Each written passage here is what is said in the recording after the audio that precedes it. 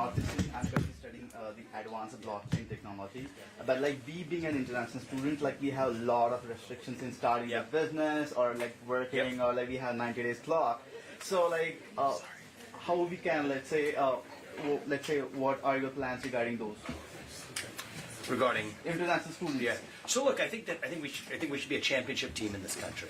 We want the best and brightest in the United States in every area, and so I think a championship team wins with the best and brightest. That's what we want to bring as well. I take a few questions from these guys. Oh no, please. Thank you. I appreciate that. I can't accept that, but thank you. I appreciate it, guys. Good seeing you. Thank you. I appreciate it. Wish you all the best, guys. Thank you. So, Senator, I'm with Folsom Crypto. Okay. So, Senator Warren from my state, Massachusetts, is known to be building an anti-crypto army. What is your stance on that? What does that mean?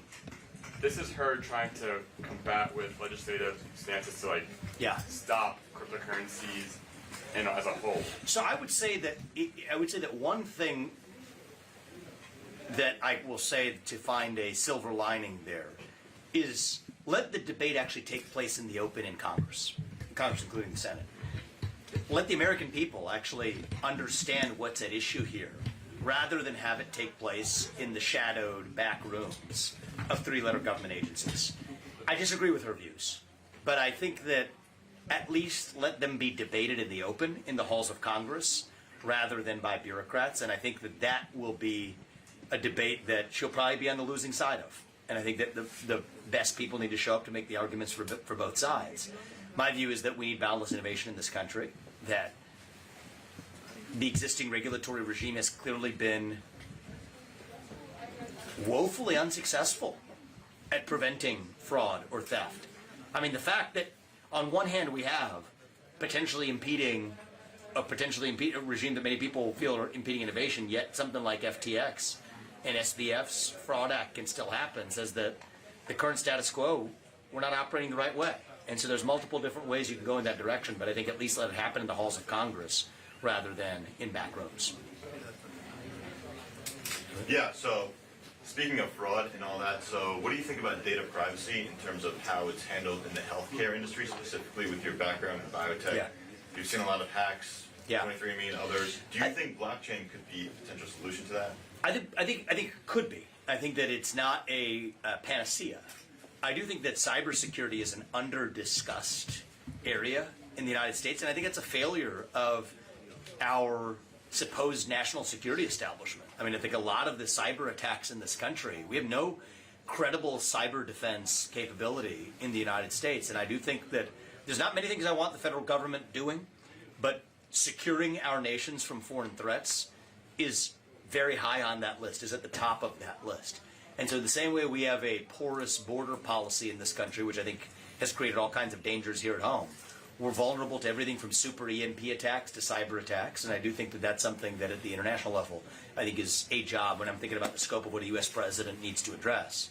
That's a big part of what I would prioritize, is improving our efforts in cyber and super EMP security.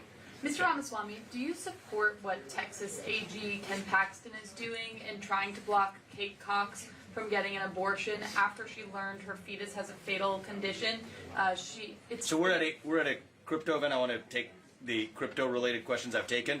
What I have said is that this is an issue reserved to the states, and as a U.S. presidential candidate, I've been crystal clear on that, and I've been very clear about my policy that the way we unite this country around, this is what I'll say about this issue before going back to a couple of the crypto questions before we leave, is I think a winning approach for the Republican Party here is to say that we need policies at the state level, which I favor, and I believe I'm alone in the Republican Party in publicly favoring, need policies that stand for our pro-life view by saying that men bear sexual responsibility for their decisions, that give the woman sole option to make the man responsible for raising a child as the principal financial caretaker. So that's what I believe is the Republican Party's path forward on this issue, and I'd love to see other candidates embrace it. Yeah, crypto? You talk a lot about dismantling these bureaucracies, but what's going to keep them from building themselves back up after you leave office? Great question. Yeah, so this is really relevant to the speech I just gave. I wish you asked that in the audience. Because that's a good question. Yeah, I wish you could have spoken too. I didn't say that. Anyway, that's all right. So I'll say this. shutting it down is a one-way ratchet. If the U.S. president can take existing Article 2 authority to rescind regulations and shut down parts of the government, you need congressional action to build them back. So it's a one-way ratchet, right? So, who are you with? I work for myself. I Okay. run a small crypto company. With yourself, it's a good place to be. It is running at a level of detail. The 1977 Presidential Reorganization Act gives the U.S. president the authority to shut down certain agencies under certain conditions. They promote efficiency in operations in the economy, etc. It does not give the U.S. president or the next U.S. president the authority to rebuild that. That's what we're going to use. It's the legal authority is a one-way ratchet to shut down, not to build up. Last question.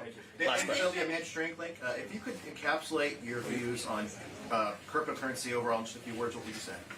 I would say that I support innovation and boundless growth in the American economy in every arena, and I support cryptocurrency in that vein, in the sense that we should want innovation in a new sector that's going to be an important part of our future. But I think that the same rules that apply to non-digital assets should apply to digital assets as well.